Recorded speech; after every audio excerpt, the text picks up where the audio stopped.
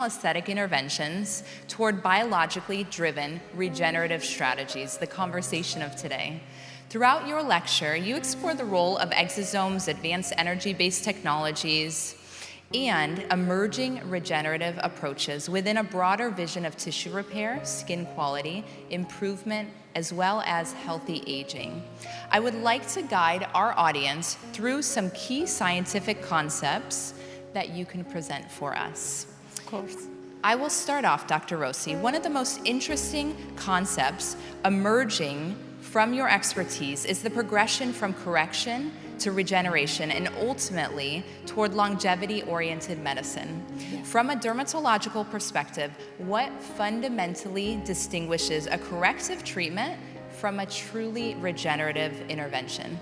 Okay, so I think that there are in the room many doctors using filler, correct? How many of you perform filler? Raise your hands. Yeah. So the very first filler I did many years ago was actually the correction of the malolabial fold, the super basic one.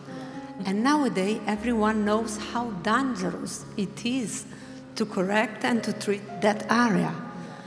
We were not thinking anatomologically, we were just approaching toward something that needs to be filled, something that needs to be camouflaged.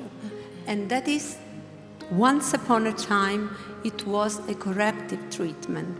Nowadays, through everything we've been hearing today, is we are passing through a different evolution, and I would love to call it revolution, because it's regeneration. So at the moment, we are in the era of regeneration in which we want to keep healthy what is in and to regenerate, to stimulate it. But on the other side, as you've been hearing, the future perspective is the longevity. So once we have something, how do we keep it going on in the best way? Excellente, grazie mille. Exosomes have attracted tremendous scientific attention because of their ability to transfer biologically active molecules between cells. Based on current evidence, which mechanisms do you believe play the most significant role in mediating their regenerative effects within the skin? Thank you. So, if we think about a cell like whales, exosomes are actually something as big as a sardine. So, something super tiny, and we cannot understand properly exosome if we think them like a product, like a vitamin or hyaluronic acid.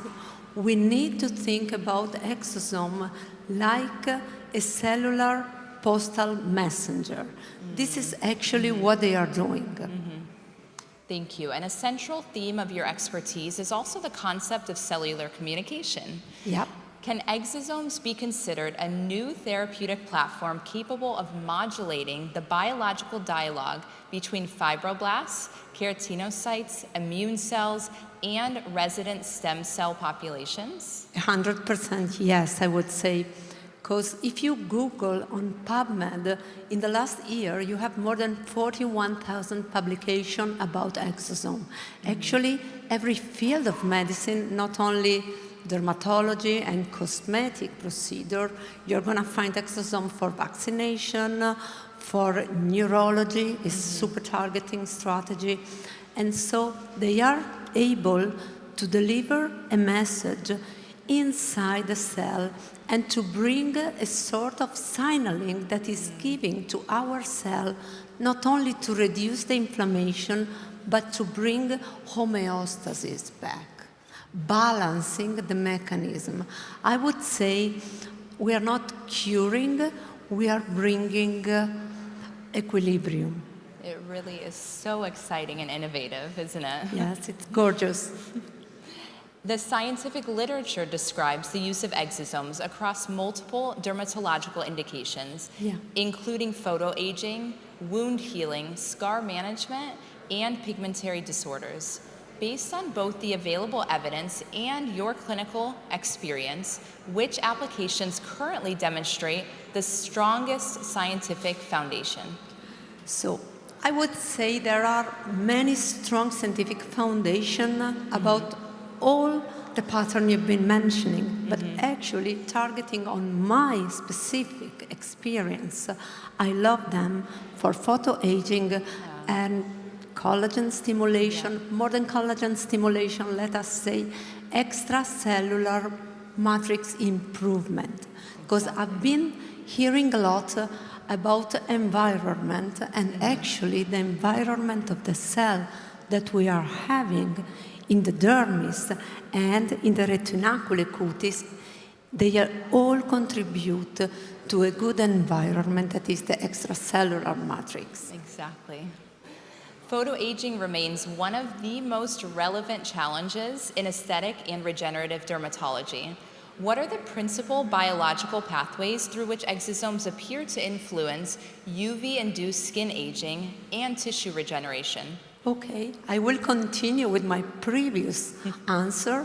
You know, you've been hearing about the microenvironment of the cell. Actually, it's pretty much the same for human being as well.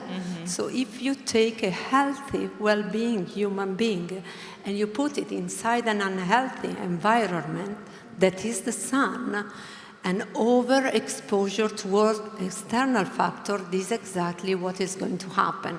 You're going to have your genetic and intrinsic aging that is going to be worsened.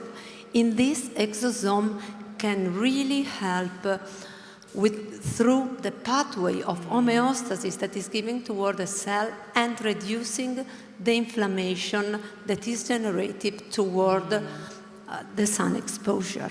Grazie. One of the critical factors influencing the success of regenerative therapies is actually efficient delivery to the target tissue. How important is delivery technology when compared with the biological characteristics of the exosomal product itself? So power is nothing without control. If we take a shooting star and we deliver it too far, we're not going to have any kind of effect. So the right exosome needs to be delivered in the target we want to reach according to what is our goal. Yeah.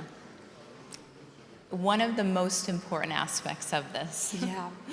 A particularly interesting aspect of your expertise is also the integration of exosome-based therapies with light scan technology. Yeah. What biological mechanisms make non-ablative fractional photothermolysis such a valuable platform for enhancing regenerative signaling as well as tissue response? Okay, so the key concept of non-ablative fractional laser is a microthermal zone that are enhancing the capacity of delivering exosomes. I won't go through wavelength and so on. I will make a very easy example toward fractional and non-fractional laser. I'm really passionate about kitchen. So if you roast a chicken very slowly, slow cooking for few times, and you take a chicken and you roast it at 250 Celsius, 10 minutes, you are totally reach a different result. The very first, you're gonna keep good proteins, and everything is gonna be the best we can have in the kitchen, while on the other side, we are gonna have something overcooked. It's an excellent analogy, thank you. You also discuss often technological concepts such as effective pulse control and the avoidance of overlap with microthermal treatment zones, yes? Yeah. How important is precise energy delivery when the objective is not simply just resurfacing, but rather the modulation of biological and regenerative processes? So this kind of treatment is happening in two times. The very first part is we do the passing with the light scan, and I would say that even a not too much skilled doctor can be really helped by all the presetting parameter that we have in the technology. The important is coming back to the overheating and overdamage, not to overlap the spots of the laser we are doing. Step number 2, once we have enhanced the permeability of the skin, because at the end of the day, particularly in my country, because the country you go, the law you are going to find, we are not allowed to deliver differently exosomes, so we enhance the permeability, and then we can reach our ideal target. There's ways around it, exactly. Recent years have seen growing interest in PDRN and polynucleotide-based regenerative approaches. How do you envision the relationship between these technologies and exosome-based therapies? I definitely think they are complementary one to each other.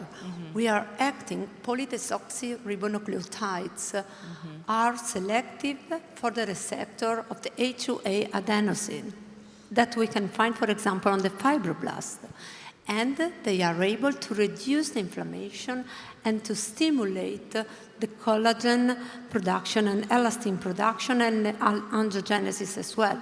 You've been hearing that exosome can do exactly the same stimulation through a different pathway. So synergies are always a winning key if you want to reach a nicer goal. They complement one another. Yeah.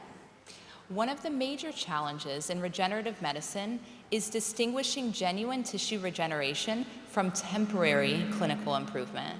Which endpoints do you currently consider most reliable for demonstrating true biological regeneration in clinical practice?